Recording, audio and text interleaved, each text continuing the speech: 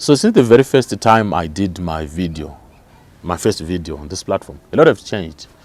And we're talking about relocating to Zimbabwe. We're talking about moving back to Zimbabwe after many years in the diaspora. And I had to take it upon myself to do a 30-day journey just from Durban going back to Zimbabwe, to be on the ground, to see how people are surviving on the ground, the things that people are facing, the day-to-day challenges they are facing, the day-to-day successes. What I've discovered is that sometimes you can be sold a dummy. If you are far off, you are not in the place, you are not on the ground. And it will be a shock of your life. There are some YouTubers who have posted that they lost over 40,000 worth of stock, they've lost this, they were building a house, then this happened. A lot of stories, bad stories, bad experiences. So I said to myself, even though I did my first 2-3 videos whilst I was in South Africa, I had to say, if I want to go this journey of relocating, I had to go to Zimbabwe. And when I came here to Zimbabwe, I landed with $200 US. This is the money that I was saying, I want to see if I'm going to survive for 30 days. And mind you, I do online work, I do graphic designing and stuff. So I was saying I will continue to work, I'll continue to earn, but and I'll also continue to spend. So that at the end of the 30-day challenge, I will know how much I've spent and how much I'm left with. And my journey still is pursuing. I'm about halfway of the 30-day challenge. Should be day number 17 or 18. So you're watching this video. One of the things that I've seen is when we are talking of relocating, we need to understand, where am I relocating to? Which part of Zimbabwe am I going back to? Am I going back to Bulawayo in the CBD? Am I going to Harare in the CBD? Am I going to peri-urban? Because one of the things that we have been seeing, like on YouTube, I visited some of the guys who have been doing this thing. We started this relocating thing and we are doing their homesteading videos. Some are just outside of Harare, just a few. That's the town that is out of Harare. They are here in the comment section, some calling them peri-urban. And I did a video, some did not understand what I was saying there. Because when we started saying relocating to Zimbabwe, rural Zimbabwe village life, there are stages, there are levels of this rural life. So I had to first visit those who are close to Harare, like Zico. I visited Miss V. I think a video will be dropping probably tomorrow. I visited Mugove. You have watched their video. They're in Domboshava, around the Ngomakurira area. And you can board a combi for $1 from where they stay to, I think from Gove it's a bit far because you have to take two combi. You get to showground, you have to take another $2 one to go to their place. It's a bit remote. You can't walk. So, and when you talk of Batsi and is it Batsi and P? I also had to visit them around the Zico area. It's actually one combi again. One combi. It should be $2. Get a bus from charge office. You go. I think it's about $2 to go there. Yeah. So I've had different experiences. I've seen where they are, but they are close to amenities. I think I got it right this time. It should be amenities. There are schools close by. They also have access to the CBD. Some actually travel every day from those areas going to town to work. So this past weekend, from Friday, I had to board a bus at Mbare Musika going to Buhera, Mavaire to be precise. I was also at Murambinda. I'll do this video when I'm back in Durban just to show you what's happening on the ground. Currently I'm a bit limited because I'm going to edit this video on my phone. So probably that's why you're not seeing any thumbnails or any fancy things or what, because I'm just going to do everything on my phone just to get you an update to see what's happening. And because we started the journey together, you might need to know what's happening, where am I, what has been happening to the journey. So when I went to Murambinda, to Mavaire precisely, we're talking of a life that this is a place where I was born, by the way, and we're talking of a place whereby there is no economic activity that's really taking place. There's no Baba no muka I'm going to work. You know, it's like Muchimuka Maksen, you have your Mombez Jibuda, the cows are out, you have to milk the cows, and someone's milking the cows with those big cups, and that's your fresh milk for the tea. Then your bread is that, I heard they call it chikodzamvana that side, chimodo, so we call it chimodo. Chinobi kwa cheche. You just cooked over the night, and yeah. So you have your tea. After having your tea, with your fresh milk from the cows, then the next thing is, if you are a man, like this time yochirimo, nditika hakuna chiri kuita mombe hadzifudzwe. The cows are just let out, they'll be picked in the evening, you hear them mooing in the evening, they're taken to the river. So there's nothing really that will be happening. You have the after all these things are happening at home around 9, 10, 11, Banababa, they just go to the shops, they sit down around Fuko, Chikari, Mayeu, Doro, they start drinking. They drink like every day. And in the rural areas where I was, everyone drinks. From mama, from daddy, mama, daddy. The kids who are older, they drink. They'll be changing the So I was trying to see, how do these people get money?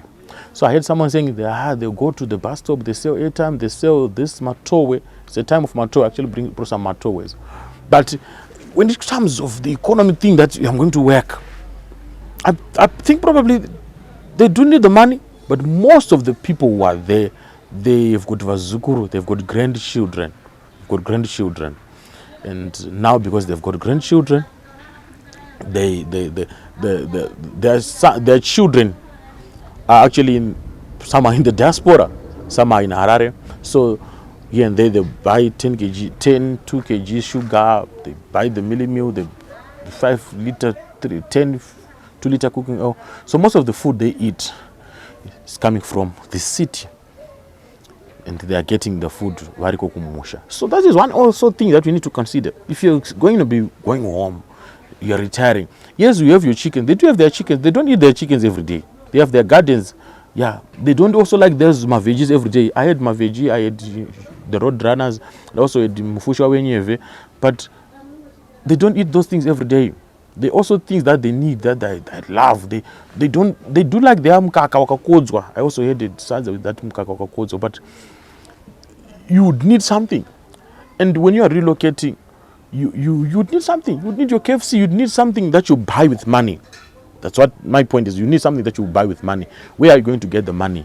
You also need to have a stable source of income. Before you think of relocating, you have a stable source of income. If you're working online, like myself, probably then I can say you are blessed, because all you need is Starlink, you need good solar power system, you need a bowl, then you have your water. You can just create your own office in the corner of your house. So you are working online. As long as you have internet calls you can receive, and your income will be stable. And I tell you, you don't need to close your foreign bank. You still need to keep your FNB, whatever, American, what, I don't know, bank. It has to be open for transaction to be going through, for ease of payment. Even if you do deals in Zimbabwe, I've noticed if you're selling something, if someone asks you for an account number, some will even ask you, do you have a RAND account in South Africa? You say, yeah, do you have an FNB? Even churches here in Zimbabwe, some churches have got accounts in South Africa.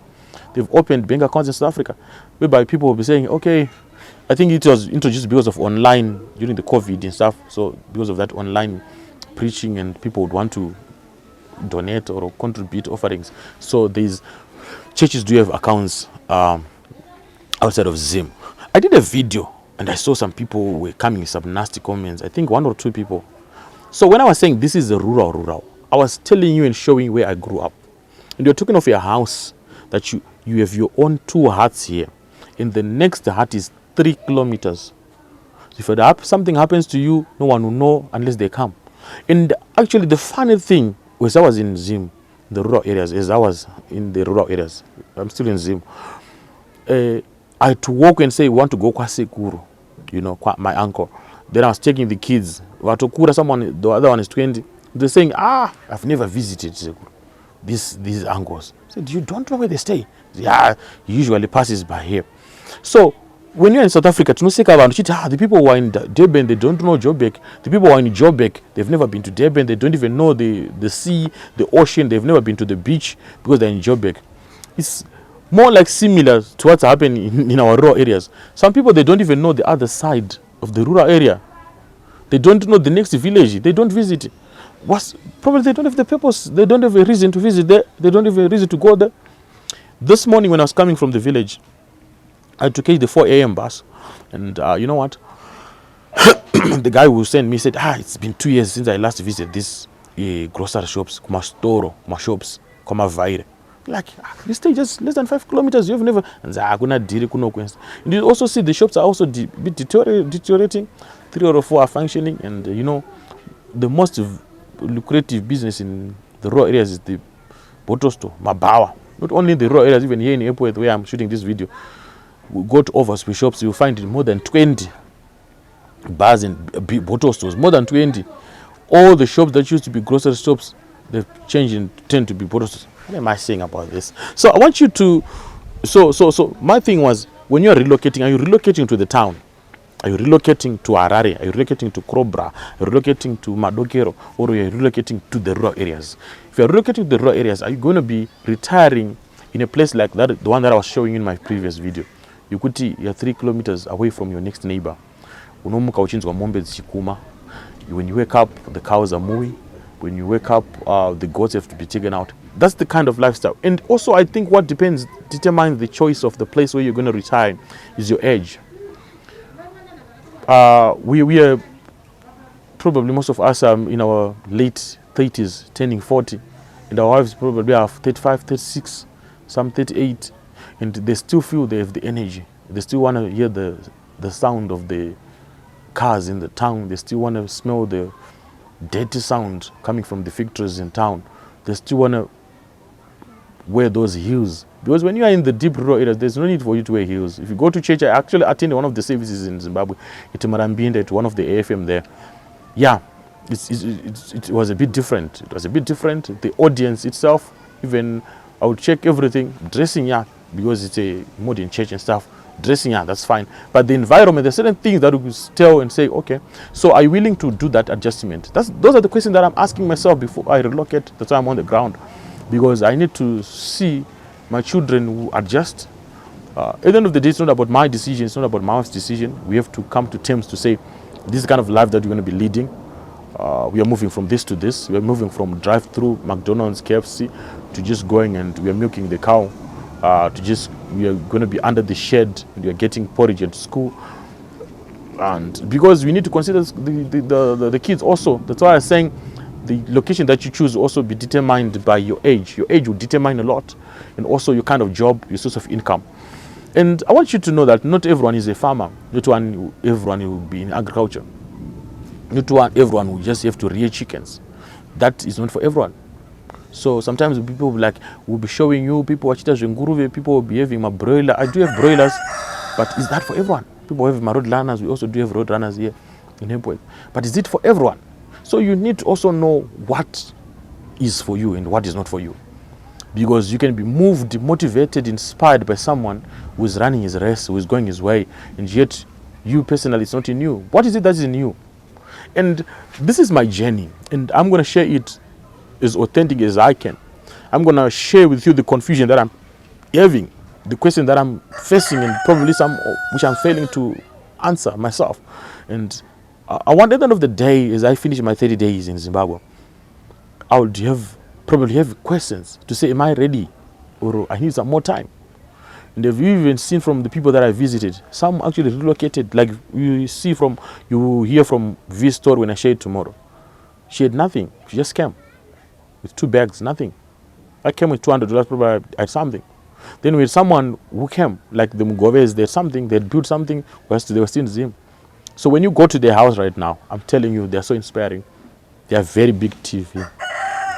They have very big house, tiled. If you get into their toilet, you think you are in some 5-star hotel.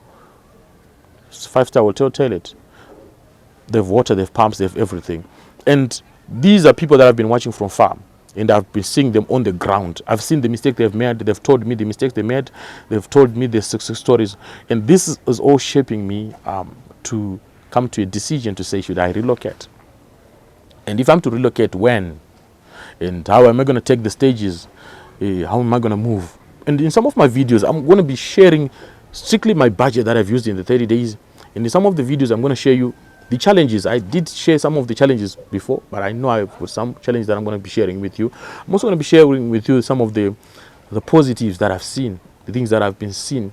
Because I had a chance also to visit our village where I grew up, where I was born, including the hospital, Marambinde Hospital, and the place also where were staying. When I went there, I was there in February.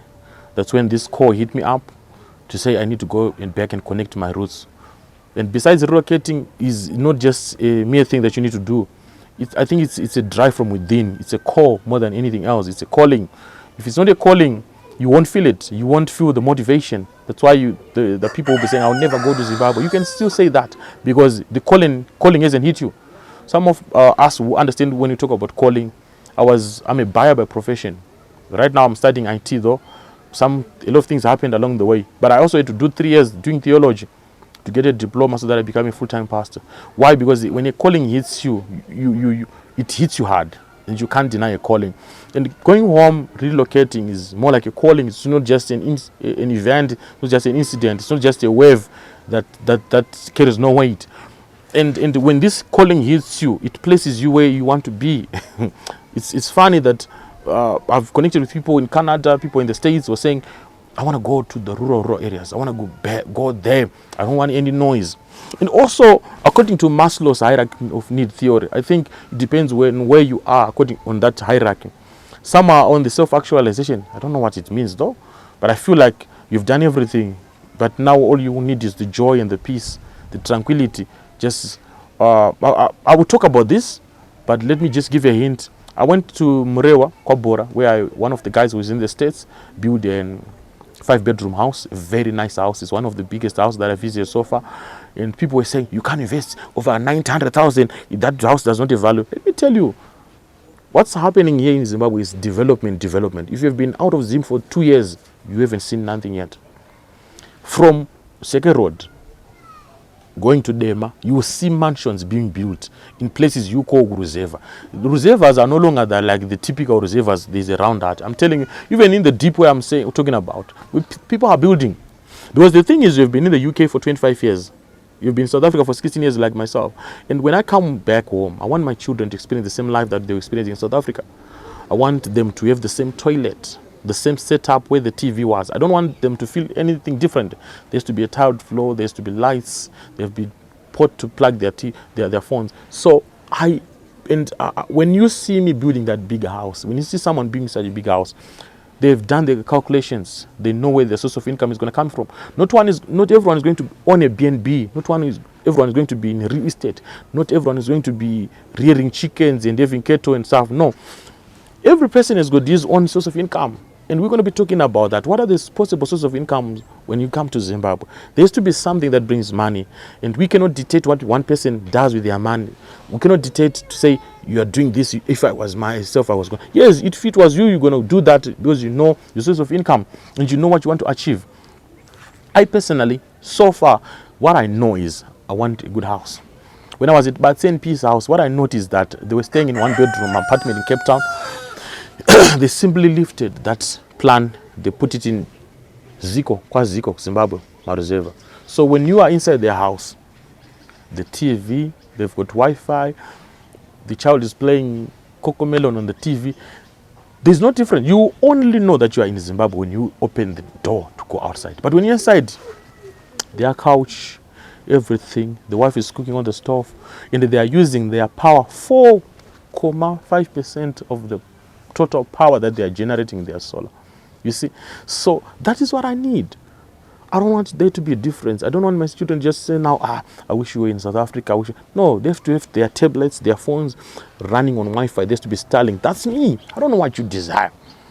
And when we come out, instead of us going to the farm, animal farm, where we used to go in Stenga there, where we're going to pay 120 rand to just go and watch donkeys and to watch lizards and stuff, then we'll go and do a hike outside the house, outside the yard. We'll go into the village. We'll go to Mombe. We'll see the Mombe. We'll milk the cow in the morning. That's the kind of life that I want.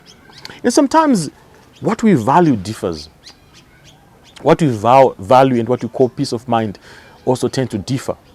For some, peace of mind is when you're in the city. That's peace of mind when the life is fast. But for some, as we are aging, as we are getting to retirement, what peace of mind means, calmness, means waking up to the sound of the chickens crowing, waking up to the sound of the sheep bleating, the cows mooing, waking up to the sound of the birds, you know, getting out, there's no pressure, there's no congestion, there's no traffic jam, there's no road rages.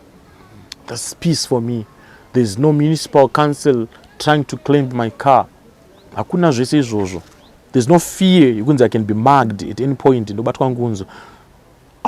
did a video. I'll show you these videos. 3 p.m. I came from church, dropped off to Mavira to walk about 4 kilometers from the bus stop, going home, in the forest, going through trees. All I was just looking out for was snakes.